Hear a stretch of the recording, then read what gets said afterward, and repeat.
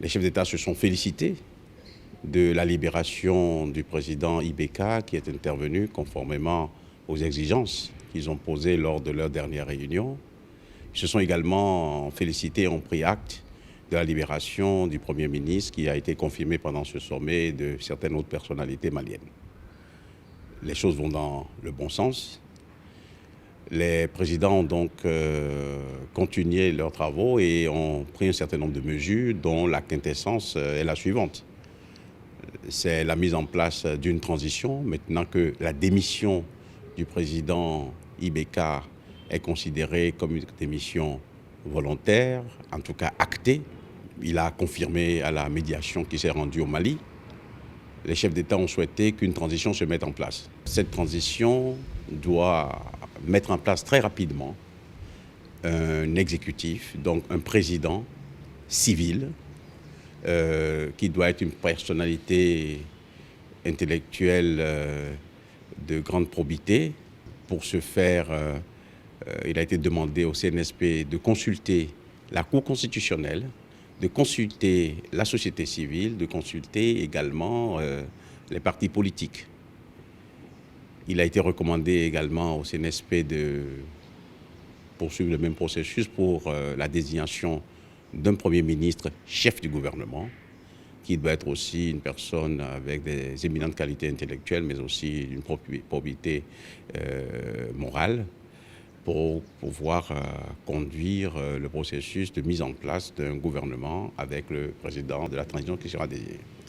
Les chefs d'État ont insisté pour que ce soit un exécutif civil. Ils ont même fait remarquer très clairement qu'aucun organe militaire ne doit être au-dessus de l'exécutif civil qui sera mis en place.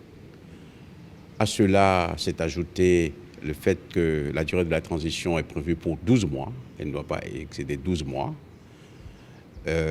Ils ont aussi souhaité que des élections soient organisées, à la fois législatives et présidentielles, dans ce délai-là, et que dans tous les cas, ce processus soit suivi par un comité qu'ils ont décidé de mettre en place, un comité de suivi qui sera dirigé par le médiateur, comprendra la CEDEAO, le président de la commission de la CEDEAO, le Conseil des ministres, le président du Conseil des ministres, mais aussi des représentants de l'Union africaine et des Nations unies.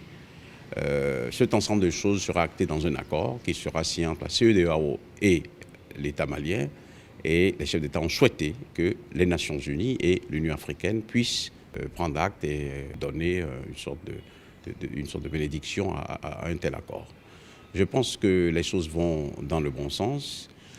S'agissant maintenant des sanctions, les chefs d'État ont maintenu les sanctions qui ont été mises en place, mais elles seront progressivement levées, vu que leurs exigences émises lors de la dernière réunion commencent à être satisfaites par la junte qui est au pouvoir. Les chefs d'État ont indiqué que ces sanctions seront progressivement levées au fur et à mesure que les militaires, la junte militaire qui est en place, tiendra compte de cette nouvelle feuille de route qui est ainsi approuvée et qui doit être actée immédiatement.